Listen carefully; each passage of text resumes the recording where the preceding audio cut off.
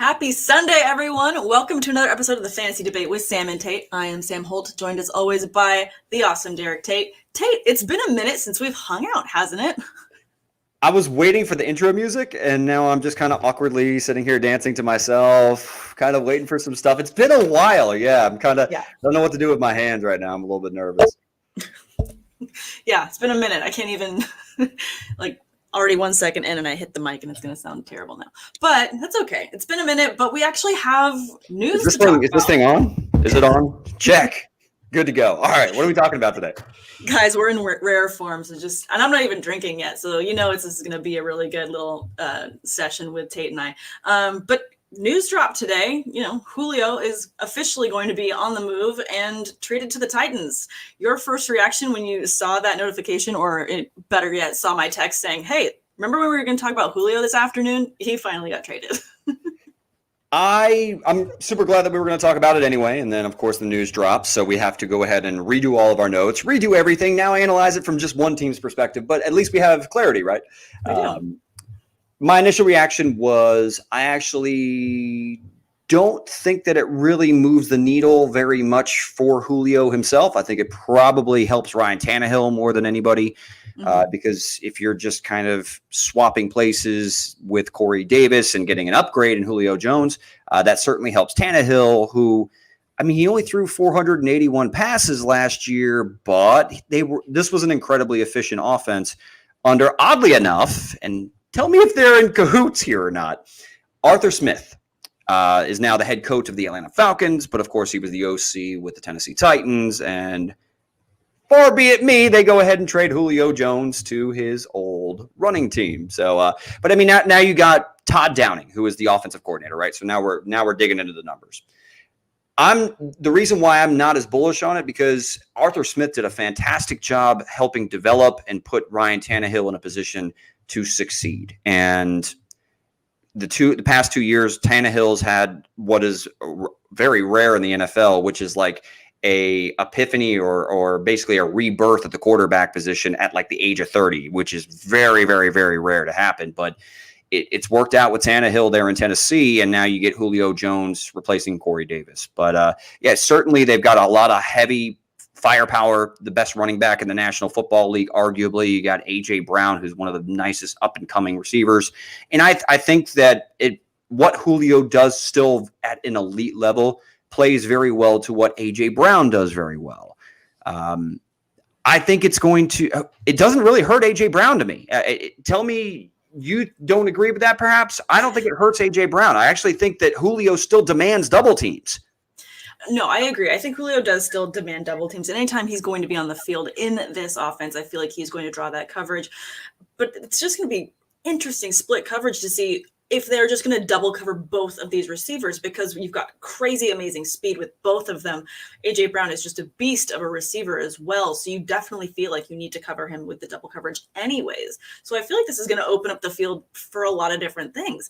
And obviously, targets have shifted.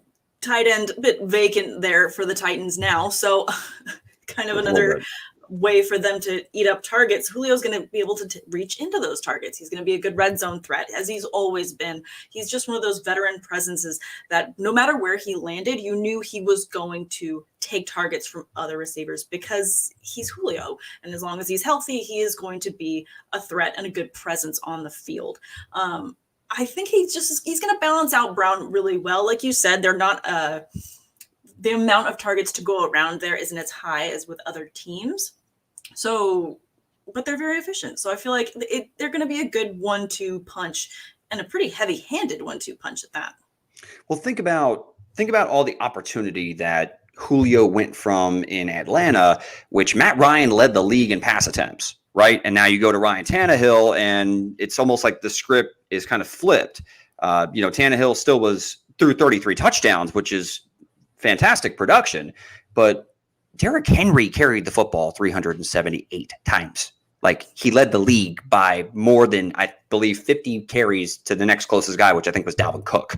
Yeah. So you start taking a look at how this team is built to win, and it is built to run through Derrick Henry for good reason, because he's King Henry for a reason. Julio certainly adds an element to their vertical passing game. He is still a phenomenal route runner. I mean, I've heard folks say, oh, well, Julio's on the down part of his career. Tell me you turn on the tape of when he was healthy last year and tell me if you see any decline in his game at all. I saw none. If anything, I think he's actually at the peak of his like craftiness as far as his releases off the line of scrimmage, his ability to play off of his own tendencies and set up defensive backs to break them off. I mean, I think that Julio still has another couple years of like Pro Bowl, if not all pro level production. And I'd be hard pressed. I was talking about this with somebody else not too long ago off air. Can you truly name 15 other wide receivers when healthy that you would rather have than Julio Jones? No, he's definitely up in the top on that list for me as well. And as a Julio owner in a main dynasty league that I have, and we'll talk about dynasty and implications. That's what's tricky.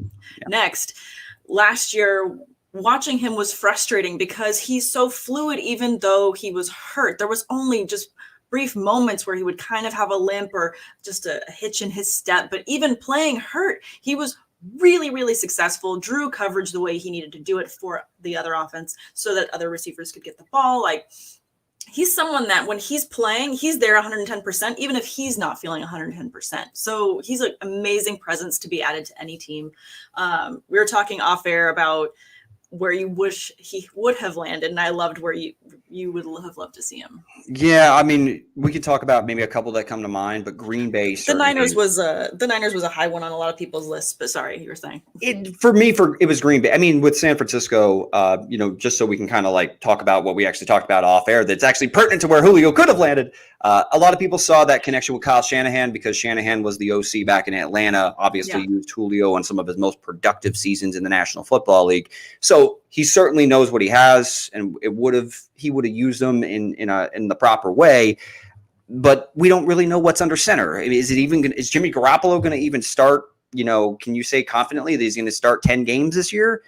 We don't know. I mean, so then do we know what we have with Trey Lance? No. I mean, he didn't play football, it feels like, all of last year. And we're going off of yes, was it a phenomenal 2019 season? Anyway, point is we don't know what was there. Yeah. Aaron Rodgers, though, all things, you actually want to prove that, hey, Aaron, we really do love you. And we're sorry we drafted Jordan Love. Here's Julio Jones. Does that help? Yes, that would help.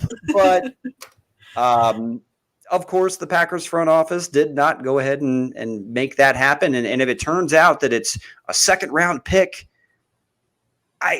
you're the Green Bay Packers. You've been to back-to-back NFC championship games. You don't think a second plus another pick or something of that nature wouldn't be enough or be worth bringing in a guy that's still got, I think, 2 more years of really good football, along with the reigning league MVP?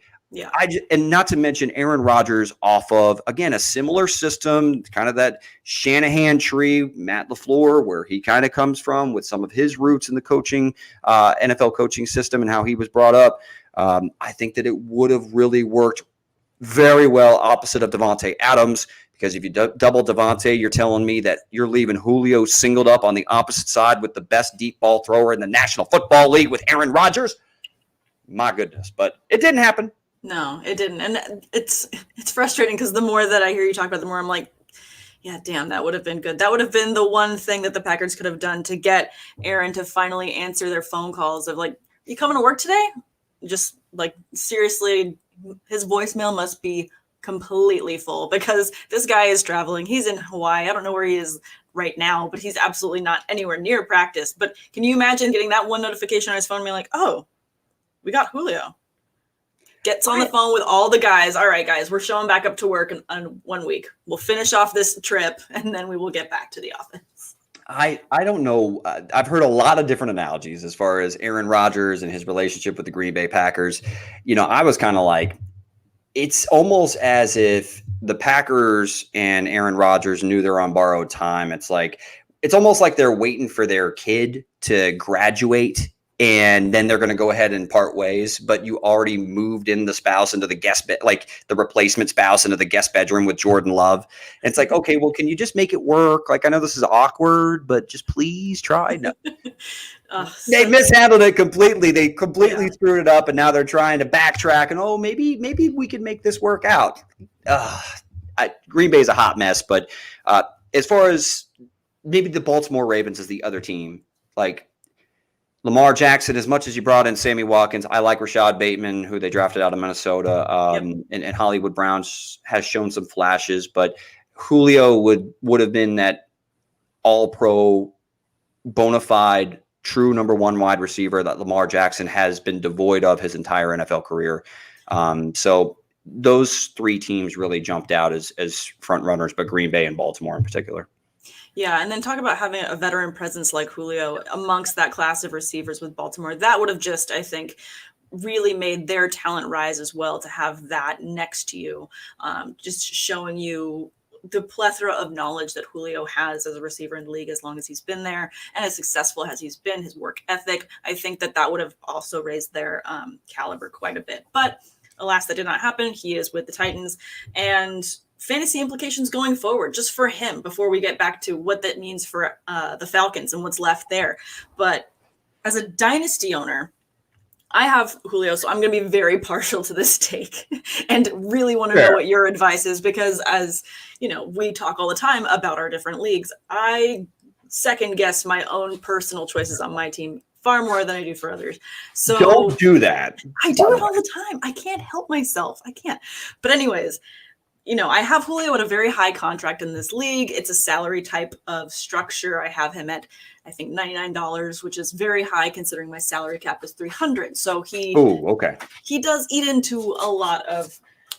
Sorry, Knox is playing with my leftover notes. It's okay. I haven't seen Knox in a long time either. So. Can we stop it? So $99, $300 salary cap, $300 dynasty league keeper. Gotcha. Mm-hmm. And I extended his contract, which means if I did drop him, I get a penalty of that because I extended him. So I have to keep him at least this one more year. So depending on where he went, I was just going to hold on to him. And I think I'm still going to hold on here. I feel like like we were saying, he's going to be the number 2 to AJ Brown, in some weeks, potentially the number 1. So I like that floor better than what I had with him with the Falcons competing against Ridley. Kyle Pitts now being there, and you know he's going to get a lot of targets. I feel like this is a happier marriage for him, potential for a better floor. I'm trying to be hopeful. I think that your optimism may be a little bit misplaced, considering the Falcons just threw the ball the most in the National Football League. I mean, and say what you want, Calvin Ridley certainly had a breakout year last year, and he's always kind of flashed some great ability.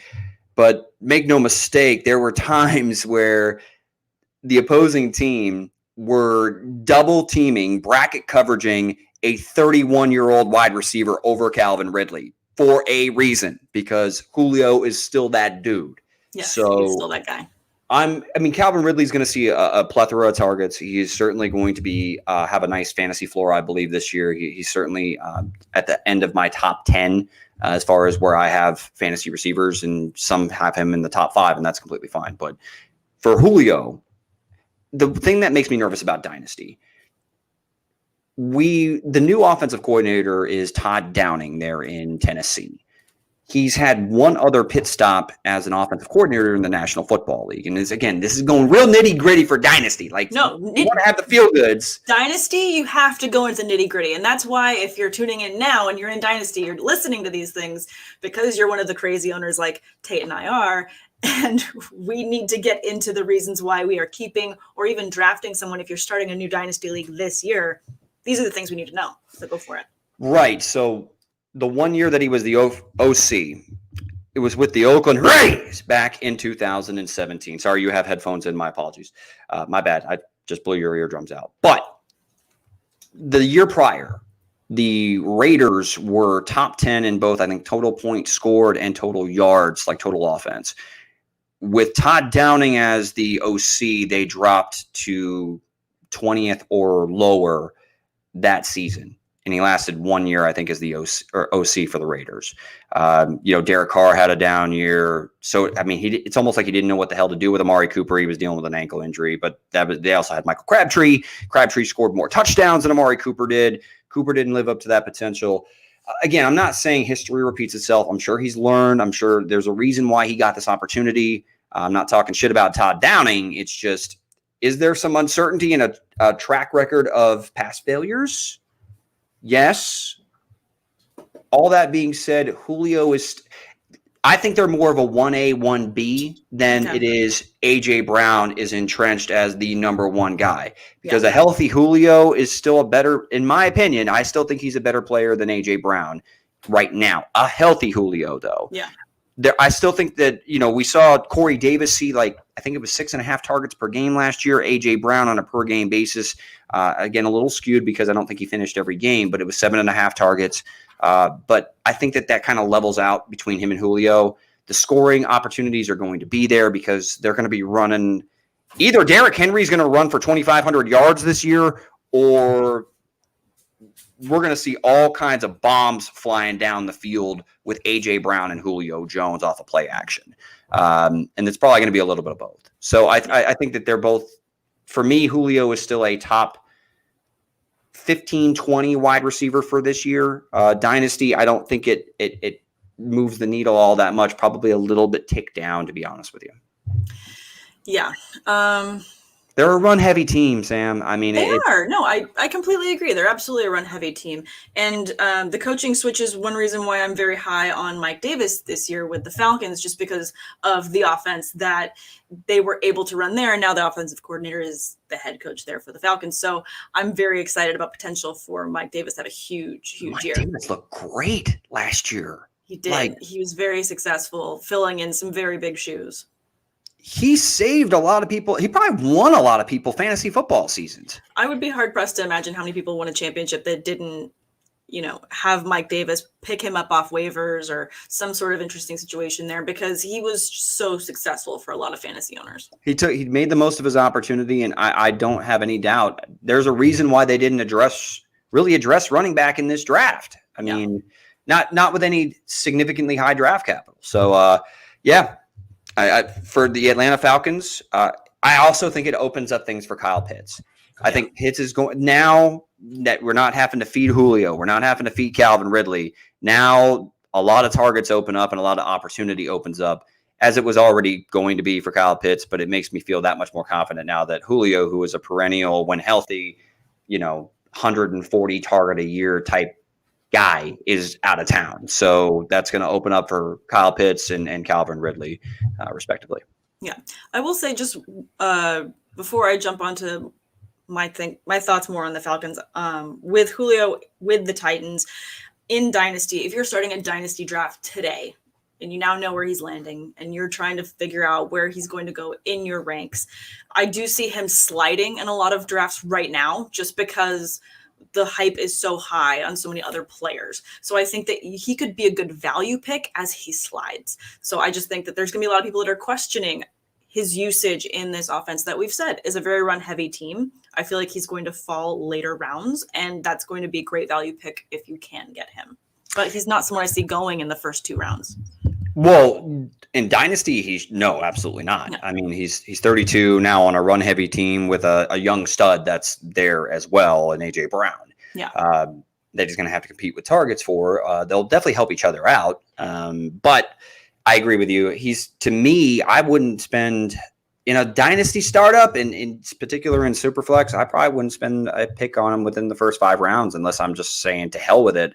I'm trying to win right now, and Julio's sitting there staring me in the face. But he's probably somebody I'm passing on in a lot of Dynasty leagues. Yeah, absolutely. I agree with you on not inside the first 5 rounds in Dynasty specifically. In redraft, as we get closer, I kind of think it depends on how training camp goes, how preseason goes for the Julio hype to come back and to even get him back into the top 5, even in redraft, in my opinion. I feel like he's still going to stay really low for a lot of people, just coming off the nagging hamstrings, those nagging injuries. I think that's just going to plague his draft value. I just feel like people get very fickle in the offseason, myself included. I'm like, he's wounded. I don't want him. I want to ask, though. I mean, so I think it's a little overblown about all the bumps and bruises that Julio supposedly has durability-wise. I mean, I understand that he dealt with a hamstring injury all season long. Like it definitely hampered him, and I understand it was a soft tissue injury that just he tried to come back too early. He would re-pull it. Like it's a nightmare. Yeah. But the 4 years prior, I think he only missed like collectively 4 games. It's, and to my knowledge, I don't remember him having like any sort of devastating injury. It's always just kind of bumps and bruises that he's kind of playing through. I think he's going to be just fine. Yeah, I'm just saying, people are fickle when they look at old receivers in the league. They are. They're very fickle. I want the new shiny toy. I don't want to go with tried, trusted, and true Julio Jones. All-time greats, though, at the position have had success in productive years into their 30s. And Julio is, I believe, of that caliber. He is a bona fide Hall of Famer that has perfected his craft, worked on his craft, and he's still, when he's healthy, is still as good as any receiver out in the National Football League. And I still think he's got another year or two of that type of production. It's just in the wrong system to get super excited about. That's all. Yes, I get that. We've got Kyle Senra joining us. Kyle, thank you so much for tuning in. What up? He's jumping in there and saying that he is in a startup, and Julio went in the 9th round, 2nd overall of that round. There you go. Before the trade even happened. So this is what I'm thinking. Like, even after the trade, I could still see him going in this round. Correct. In a lot of leagues. So I feel like you're going to get so much value in him late as people pass on him. So I'm just saying, for anyone in Dynasty or Redraft, put the little Julio Post-it note on your computer. Why not? There's nothing wrong. Just every round, just see, has he gone yet? No? See how long we can wait. Old receivers. People hate old receivers. They do. Hate drafting old receivers. And I want to start a support group. It's like, stop hating on old receivers. I'm an old podcaster now. Stop hating on old podcasters and old receivers. I know. It's like once we've got into our 30s, I'm just every time I stand up, I'm like, oh, I feel my hip. Like something hurts. There's a reason why the camera only goes from chest up. I don't want you to see what's going on, or above the belt buckle, but up to the chest region. Like dad bod. No. Yeah. No, something happens in your 30s, but like I don't know what it is. I feel like I'm worried that I'm going to tear an ACL anytime I take stairs too quickly. Hell, if I try to answer the door because I'm excited about my delivery, like, hey, my pizza's here, and then like I go to like jump off the couch, like, yeah, I definitely feel something like tighten up in my calf. And I'm like, yeah, we just walk next time. Yeah, just take it a beat slower. But yeah, what I love about the trade, and just to kind of put a button on Julio landing there with the Titans, is I just think that you're going to be able to get him at a great value if you're drafting him for this year. Redraft or Dynasty, I think that he's going to be a great value just because I see him sliding. But then just to finish it off with the Falcons, are you nervous for them? I saw a lot of people tweeting, that's it. Falcons aren't going to make the playoffs this year, that they've just signed it over. Like, a bunch of hate in terms of what this means for the Falcons offense this season. Do you agree? Disagree? Well, what's weird is you went ahead and decided to double down on Matt Ryan, who, what is he, like 36 years old? I don't know the age off the top of my head for Matt Ryan. I'll pull it up. I think he's older than 35, right? So that means he's up there with like guys like Aaron Rodgers and all the other veteran quarterbacks that, have had great careers, but they're kind of on their, last 36. Okay. Not bad off the top of my head. But we all know that this is kind of like their last leg, their last chapter. They're, we're going to see what Matt Ryan has to offer though. And instead of giving Matt Ryan just fully loaded, like have him fully loaded. I know a lot of it had to do with the contract situation, salary cap, etc. But you draft Kyle Pitts, you got Calvin Ridley.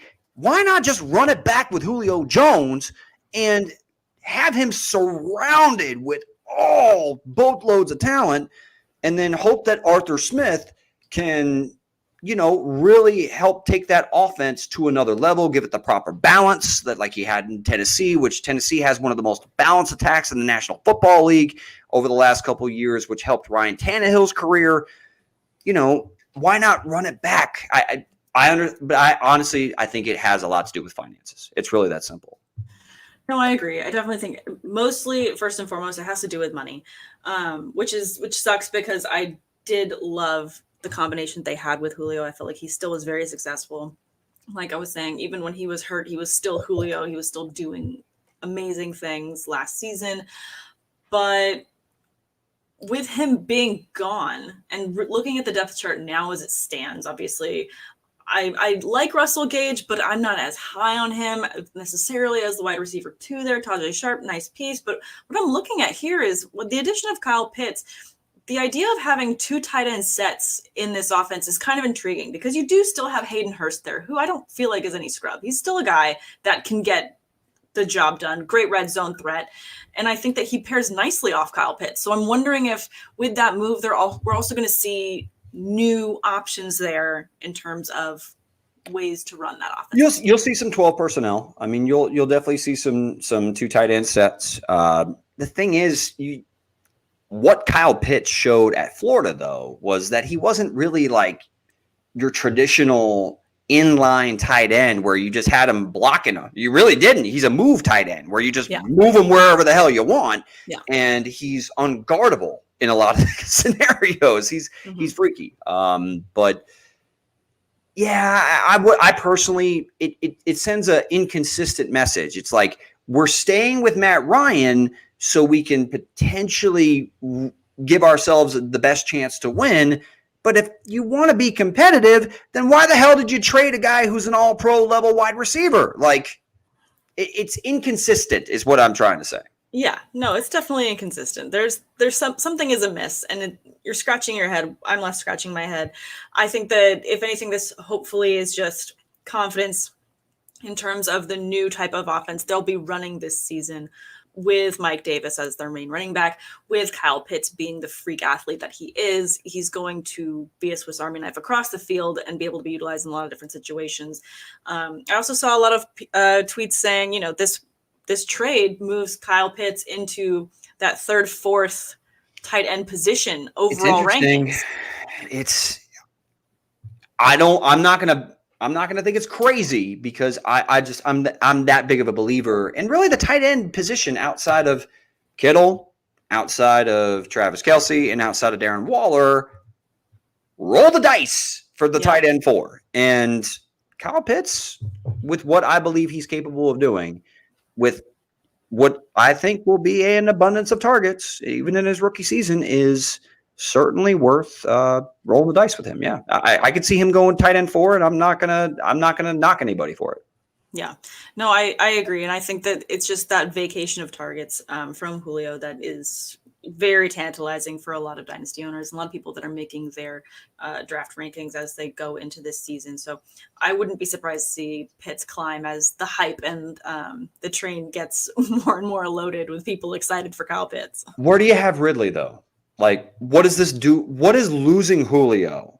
Because I think it's a loss for him. I think it. I'm not saying that he's still not going to see a ton of targets, and he's not going to be the primary option on a lot of passing concepts and reads and stuff of that nature. But I mean, Julio's demanded double teams, Sam, even at 31. Yeah. Injured at 31 years old. Like, I mean, half the time I felt like when he was really hurt, and there were a couple plays when you saw Julio playing and he was really starting to lumber, and you knew that they were going to take him out. When he was out there, he was a decoy, and a fantastic decoy, in order to draw that coverage to open Ridley up. I'm a little concerned. I agree. I feel like not having someone like that to draw that coverage is going to hurt him. But then you've got Kyle Pitts, who I don't see sitting out most, offensive schemes. I feel like he's going to be there constantly and consistently, and he's going to be drawing a lot of coverage. He's a big guy who's going to need to be covered double every single play. Well, what makes Pitts so special is that he's too quick for linebackers, and he's just too big for safeties. I mean, he is that matchup nightmare that truly great tight ends present for all defensive coordinators. So Yeah. And Kyle agrees with you. He says this doesn't help Ridley. Might be a great sell high candidate. He's speaking my language. I can see that. I think that makes sense. He gets me. He gets me. He gets you. I feel like he's still going to see a ton of volume and a ton of targets, but is he going to exceed his expectations from last year? No, I think he's going to plateau and, if anything, have a few steps missed this coming season. Efficiency will drop, targets go up, so it probably levels out. It's like somewhere. I mean, we'll see. We'll definitely see. But Julio definitely created a lot of opportunities for Calvin Ridley. I just don't want people to overlook that. Yeah. And I think it will impact him being the number one focus of opposing defensive coordinators on a week-to-week basis. I definitely see that. Well, hopefully we get some more fun and tantalizing news this coming week, and we can join each other again next weekend for another episode of the Fantasy Debate.